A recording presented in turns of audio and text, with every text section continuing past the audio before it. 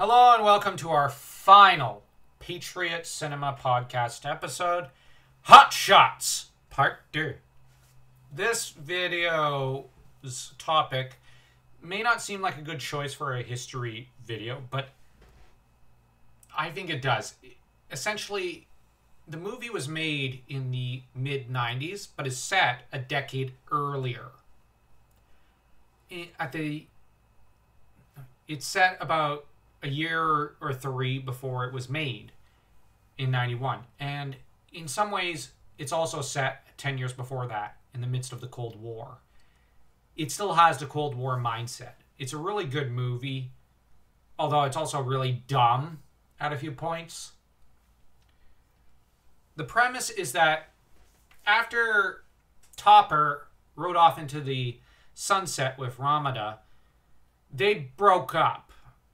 And apparently her husband had caught up to her, and she decided to go to another country with him instead of Topper, though she does not tell Topper that in the letter she sends him. In turn, Topper has become depressed and has gone to a monastery where the monks have not seen a woman in generations, like their fathers and their fathers' fathers before them. And that brings to mind the Monty Python joke of, and there's fathers, fathers, fathers, and their fathers, fathers, fathers, and their fathers, fathers, fathers, fathers. But in turn, the U.S. is now in a predicament, because Saddam Hussein, who seems almost sympathetic in the first few minutes of the movie, given that he does his calendar like any other guy. He gets up in the middle of the night to have a midnight snack. He sets up his lunchbox for work for the next day before he goes to bed, and then ends up suffering an attack. Now, the funny thing is, from the word go, you've got a funny joke where the Taliban and the American squad that was sent in to rescue the people who were sent in to rescue the original hit squad on Saddam, were both of them kind of look at each other in just disgust at the level of stupidity of Saddam. And man, I can't speak today, but and you just have the American soldiers just looking with pity at the Muslim soldiers who just look like they're just going, yeah, so I know. This is so humiliating having to answer to this moron. And so the U.S.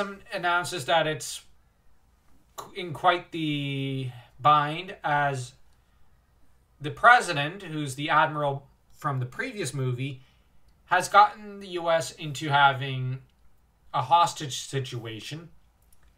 And he's meeting up with the other former presidents to do some sort of charity event, wherein he beats the snot out of all of them.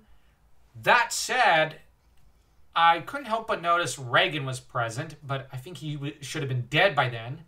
So I guess they decided to keep him alive as a what-if there. And if only Reagan had lived a bit longer, honestly, the U.S. would probably have been better off.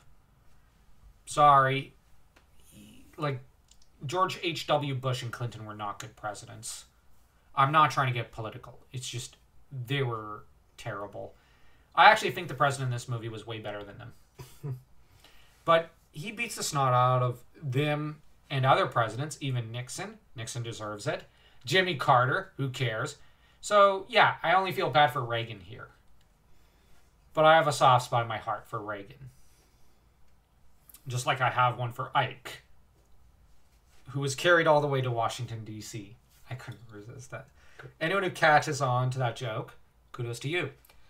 But the movie progresses so that the president is advised by Bob, his chief of staff, who is really the guy running the country, into sending the colonel from First Blood and CIA operative called Michelle, who's obsessed with her own personal life and her rivalry with Ramada, to go and fetch Topper. At which point, At which point, the Colonel gives a lot of love advice, although the fact that this Colonel's giving love advice is such an awkward premise and funny event. I actually have to admit, I know they're doing a lot of nods to First Blood, to that scene when he says, God didn't make Rambo, I did. But having only seen that movie for the first time a few years ago, and having grown up with this scene, I actually like the First Blood scene way better. Agreed. It's such a chilling scene. But this one is just so ridiculous and preposterous. I like it. And in the background, of course, you have Michelle rejecting all the monks and checking them all out as they try to impress her. And then her and the Colonel leave with the monks holding up banners that say stuff like celibacy sucks and whatnot. She later runs into Topper at a presidential shindig where the president makes a mockery of himself and shows, well, anyone get with familiarity with American-Japanese relations of the past couple of decades, I have to say it, will know that this president treats the Japanese prime minister better than what most presidents have recently done. I'm just saying, because recently studying everything that's happened in the past 40 years, it's just, oh my gosh. You shouldn't treat human beings this way. But I guess when you're an American president, Japan doesn't rate high on your radar. But and I say that because I'm also a Japanophile. I love America, but I kind of like Japan more. I'm always in their ball court. Well, not always. World War II was horrible. They were horrible then. Anyways, the president humiliates himself as well, because of course he does. Advises Topper not to pretend to be the president, and says that he himself wouldn't do that. Which is just such a great joke. Sorry, this guy does Leslie Nielsen almost better than Leslie Nielsen. I love Leslie Nielsen, but this guy's doing a great job. And, of course, Topper goes off on the mission because his mentor, the Colonel, was captured. And the Colonel, of course, is tortured with everything from electricity to wire bands to being reminded of his 2 divorces by his captors. And then, as for the force sneaking in, they have their I guess, obligatory black guy, who's actually such a funny actor. You have Ryan Stiles as the obligatory American, I guess? He's Ryan Stiles. So, okay, the obligatory Ryan Stiles. And you have, of course, the obligatory jerk who enjoys war deep down and loves it. And then you've got the obligatory love interest, Ramada. And if you think that this joke is just us joking around at the script's expense, the characters have that joke about the movie itself. They slip past a water patrol unit after they end up fighting with them and killing them all because they failed to slip past them because, well, they believed Ramada was a cross-dresser, which is pretty funny. Then, once they're into the enemy camp, we get all these little jokes about body counts, the one bunny that keeps on going and going and going till it's shot down. We've got Topper, played by Charlie Sheen, just making so much noise trying to get at the keys to the Colonel's cage, only for the Colonel to walk out of the cage, pick up the keys in front of his cage, slip back in, and then unlock the door and slip out. What was the point? And, of course, you've also got things like Ramada trying to tear up her clothes to bandage up Topper's wounds, with Ryan Stiles and the black guy just feigning to be injured so that she'll tear up her shirt even more in the hopes that she'll end up topless. She doesn't. And you've got Ramada, who's more concerned about her love life than saving the hostages. And one of them is her husband, and she doesn't really care. That and her over-elaborate backstory. Yeah, which did get a little boring. When they finally get to Saddam, this is one of the best parts of the movie.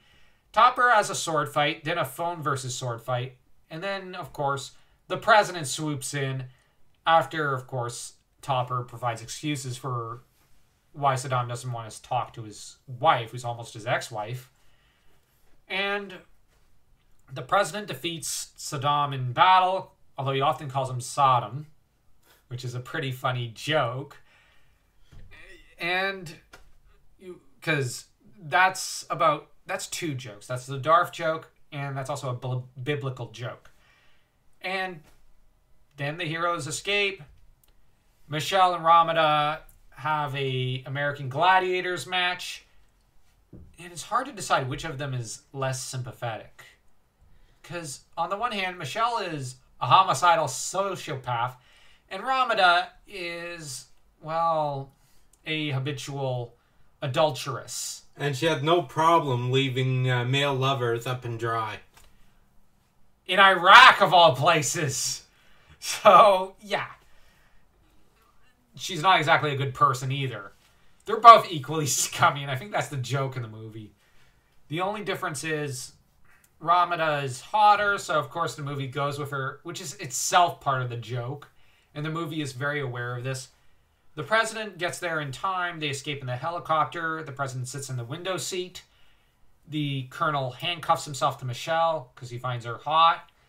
And they drop the grand piano onto Saddam Hussein, killing him, and they ride off into the sunset only for the helicopter to catch fire and crash, and everyone dies. I'm serious, that's pretty much the ending. So, overall, this is a pretty great movie. How would you rate this? I might say it's a 2.3 at least. It's one of the funniest movies out there. Yeah. I'll bring it up to a 3 because this is far better than the original movie. But I'm gonna just kind of...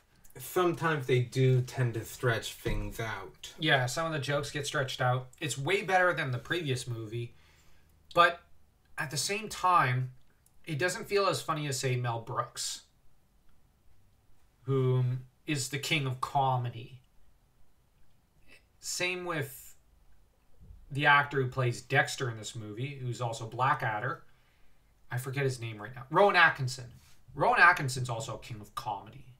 He's pretty funny in here, but he's not in it for very long. Same, Ryan Stiles.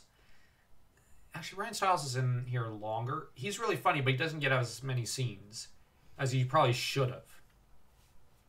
I kind of feel like the one sergeant who's enjoying the war should have been written out, and they should have given more attention to Ryan Stiles and the one black guy, because they were just such good characters. And I honestly don't know either of their characters' names. I don't really care, because I think they're playing themselves, because they're both comedians. And yeah, that's it for this movie. So if you enjoyed this review, don't forget to smash that like and that subscribe button. And feel free to go back and check out the rest of the Patriot Cinema podcast, as this has been a pretty fun podcast to make. I especially loved the first episode, The Majestic. That was the best movie of this entire lot. Agreed.